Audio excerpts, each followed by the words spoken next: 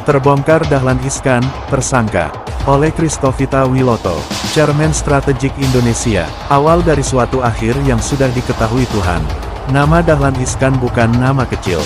Ia dikenal luas sebagai wartawan, pengusaha media, tokoh reformis, bahkan sempat menjadi Menteri Badan Usaha milik negara di era pemerintahan sebelumnya.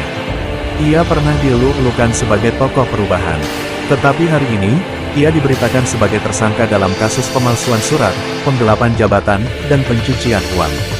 Tidak sedikit yang kaget, tidak sedikit pula yang membela.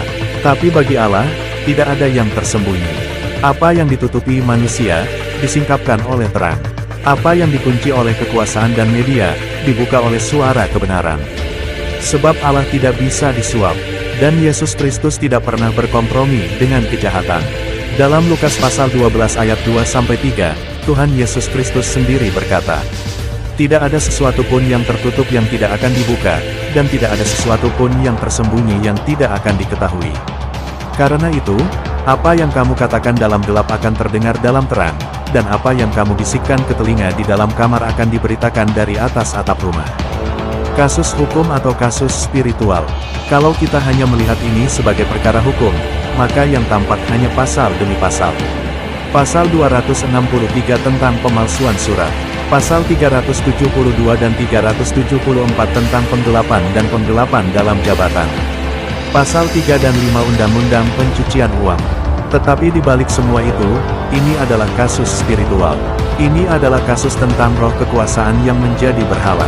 Tentang kesombongan manusia yang mengira dirinya lebih pintar dari Tuhan. Tentang cinta akan uang yang membuat manusia menjual keadilan dan mempermainkan hukum demi kepentingan pribadi.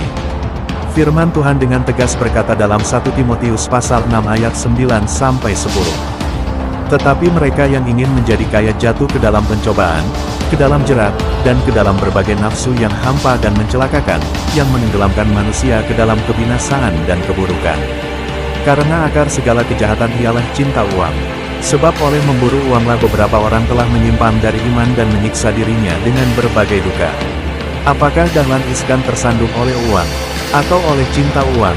Biarlah kebenaran ilahi yang menjawab, bukan opini manusia. Pergumulan Jawa Pos, suara yang sudah tidak murni. Jawa Pos pernah menjadi simbol pers merdeka. Tapi seperti semua lembaga di dunia ini, ketika hati manusia tidak lagi takut akan Tuhan, maka uang, kekuasaan, dan kepentingan akan menyusup dan merusak misi awalnya.